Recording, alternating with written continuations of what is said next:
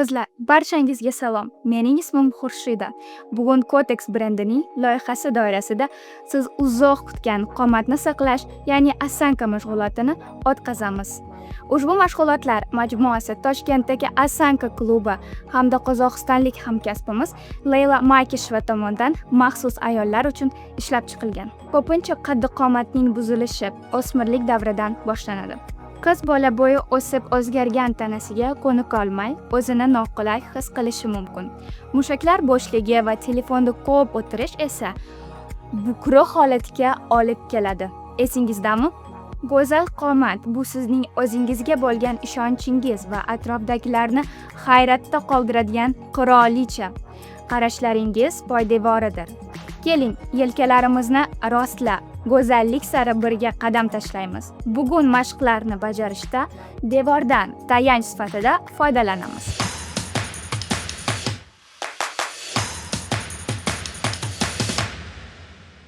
Birinchi mashq. Devor yonida qomatni rostlash. Tanani tik tutuvchi chuqur mushaklar faollashadi. To'g'ri qomatni etalon xotirasini shakllantiradi va tanani tik tutishga o'rgatadi. Tovonlar, dumba, kurrak va ensangizni devorga tegib tursin. Tizzlarni qotirib olmang, erkin bo'lsin. Yelkalar va bo'yning siqib qo'ymasligi muhim. Holat tabiiy va erkin. Endi boshni tepa qismi bilan yuqoriga intiling. Yelkalarni sekin oching. Chuqur nafas oling. Nafas chiqarayotganda bel va bo'yin sohalari devorga yaqinroq bo'lsin. Mashqni shoshmasdan 1 daqiqa davomida 6 marta takrorlang. Oyoqlarimiz yelka kengligida. Belimiz tekis holda, kuraklar ochilgan. Boshimiz bilan tepaga cho'zilamiz va hamda yelkalarimizni ochib nafas olamiz va chiqazamiz. Agarda siz bukchaygan holda turgan bo'lsangiz, yelkalaringizni rostlang va davom eting. Nafas olamiz, tepaga ko'tarilamiz. Nafas chiqaramiz.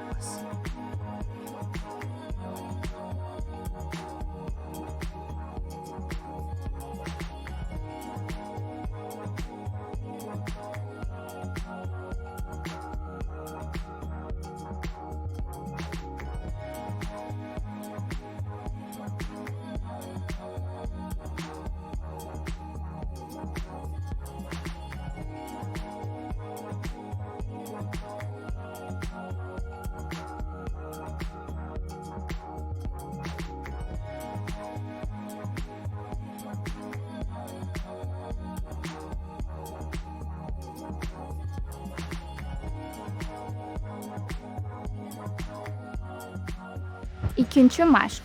Devor yonida qisqichbaqa, ko'krak, qafas va bel mushaklarini mustahkamlaydi.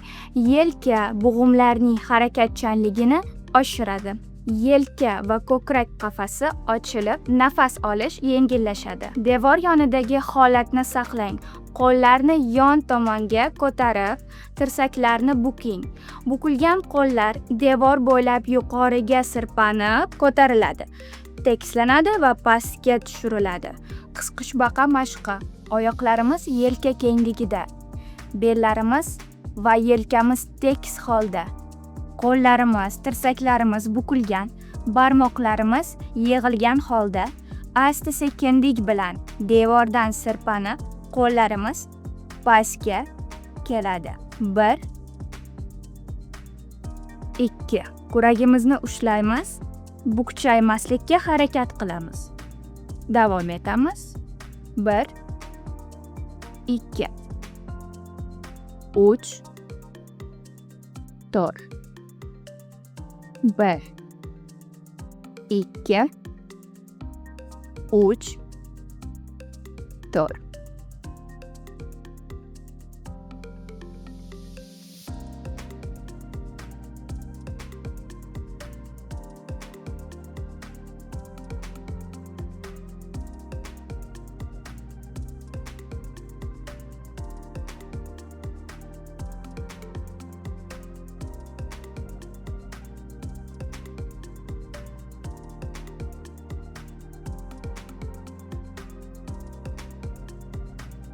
Bu harakat qisqichbaqa yurishini yoki taslim bo'lish holatini eslatadi. Yelka va bo'yinni zo'riqtirmang.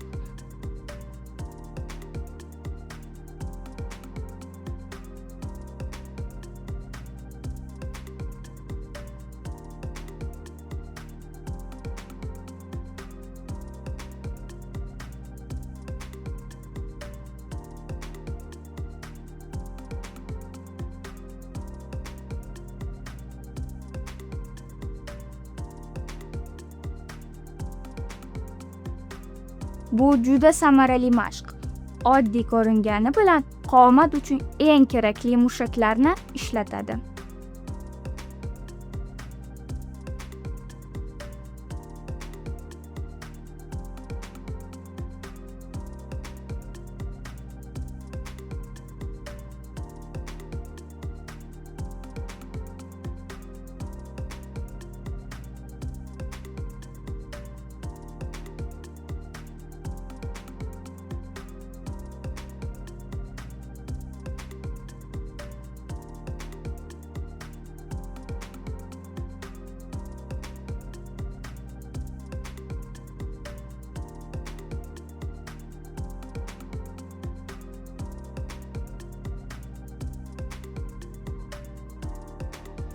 Devor yonida mushukcha mashqi.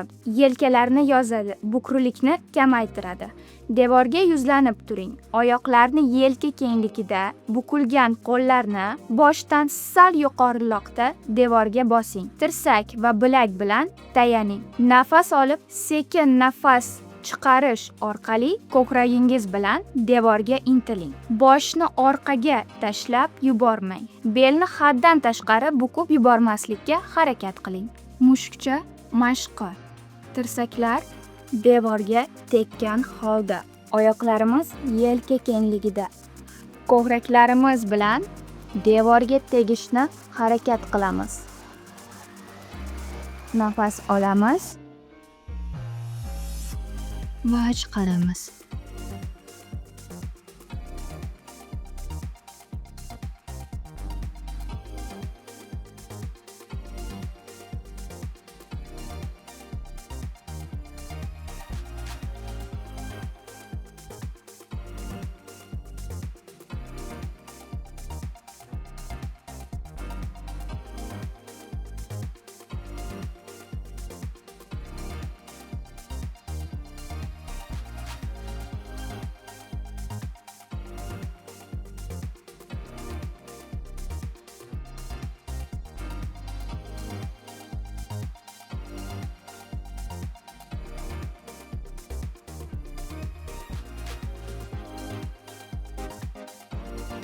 Qizlar, bir maslahat. Agar qomatingizda muammo bo'lsa, sizga korset kiyishni tavsiya qilishlari mumkin. Lekin ular mushaklarni ishlashga o'rgatmaydi. Biz esa tanamizni sog'lom his qilishni istaymiz. Kotex sizga yordam berish uchun aynan shu kursni tayyorladi.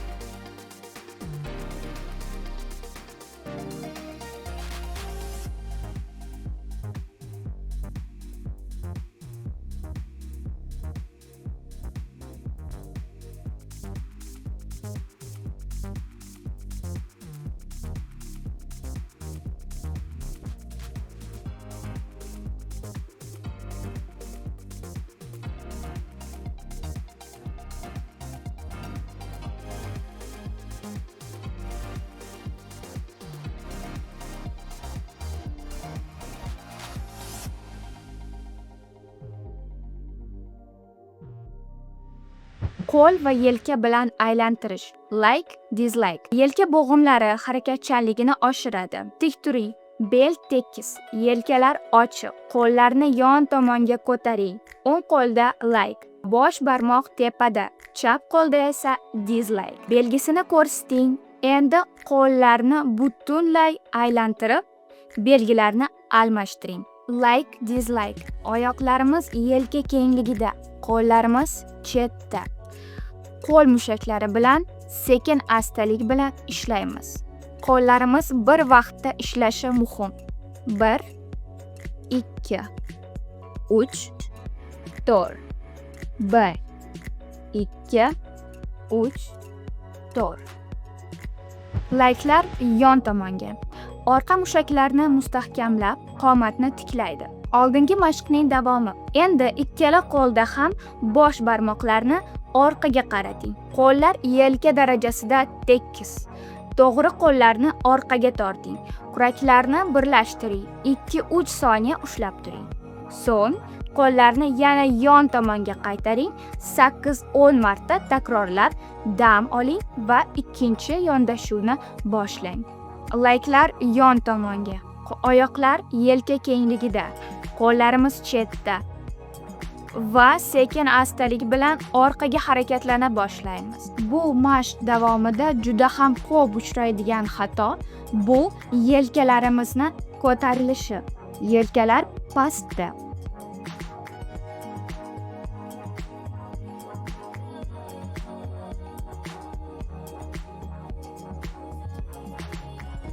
Va boshlaymiz. 1 2 3 4 1 2 3 4. Mashq davomida boshimiz oldinga ketmaydi. Boshimizni ushlagan holda yelkalarimizni orqaga harakatlantiramiz.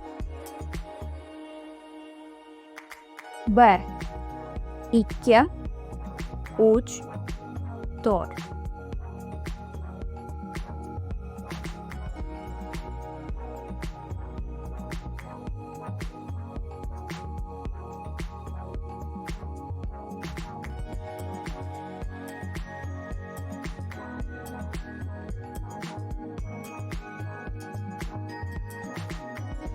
Gavda bilan egilish belni bo'shashtiradi va qomatni yaxshilaydi. Tik turing, qo'llarni bel orqasiga qulf, ya'ni zamok holatini qiling. Nafas olayotganda kuraklarni birlashtiring. Nafas chiqarayotganda esa belni oldinga biroz bukib, dumaloq qilib, boshni pastga tushiring. Qo'llar orqada qolsin. Shoshmasdan bajaring. 1 2 bukchayamiz. Yana ozgina 2 3 4 1 2 kuraklarni ochamiz, ozgina turamiz. 3 4 yana bir marta 1 2 3 4.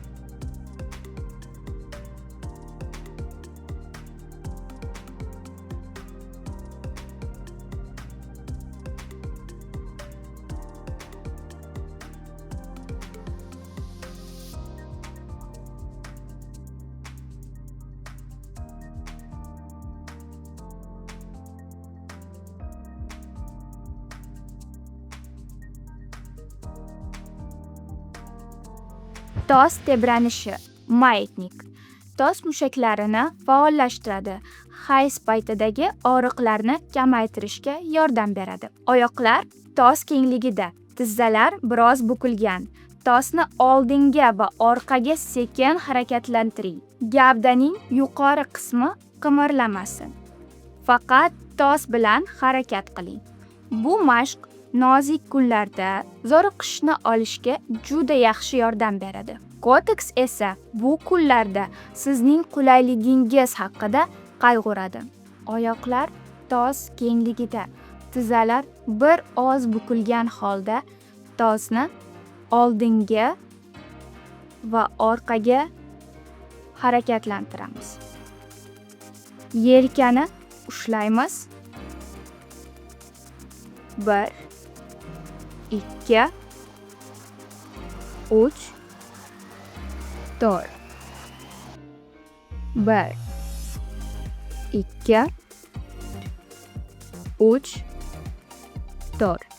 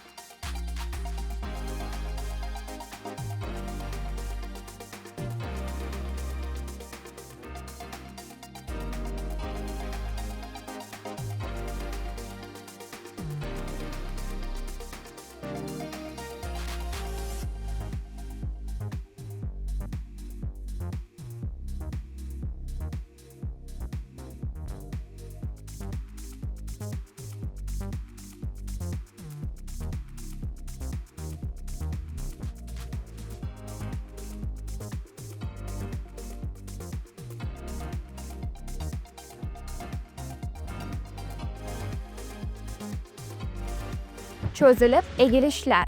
Birinchi, qo'llarni tepaga qulf qilib ko'taring va yaxshilab cho'zing.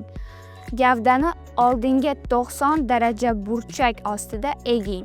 Qo'llar gavdani davomi bo'lsin. Butunlay pastga egilib, qo'llaringiz bilan polga teging. Sekin asta belni tiklab, asl holatga qayting. Qo'llar tepaga ko'tarilgan holda nafas olamiz va chiqaramiz. Sekin oldinga bukilib 90 gradusda. Yana nafas olamiz va chiqaramiz. Bo'xchagan holda tekis holatga kelamiz. Davom etamiz.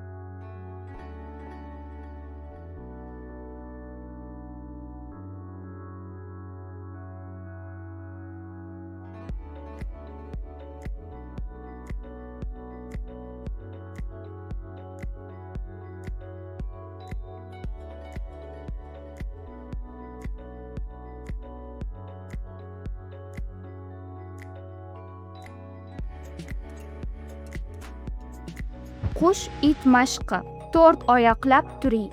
Tizzalar va kaftlarda bir vaqtning o'zida qarama-qarshi qo'l va oyoqni, masalan, o'ng qo'l va chap oyoqni tekis cho'zing. Muvozanatni saqlang va tomonlarni almashtiring. Belingiz egilib ketmasin.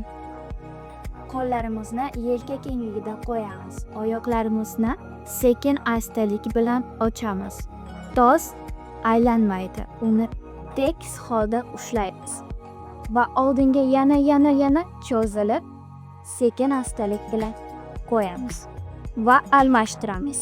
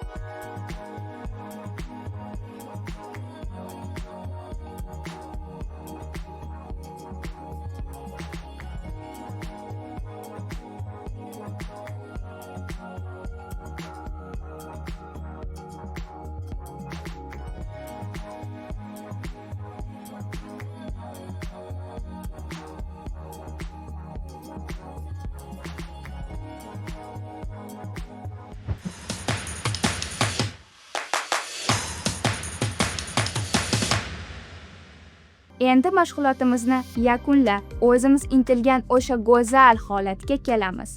Yengillik, muvozanatni his qiling. Tinch nafas oling. Shu holatni eslab qoling.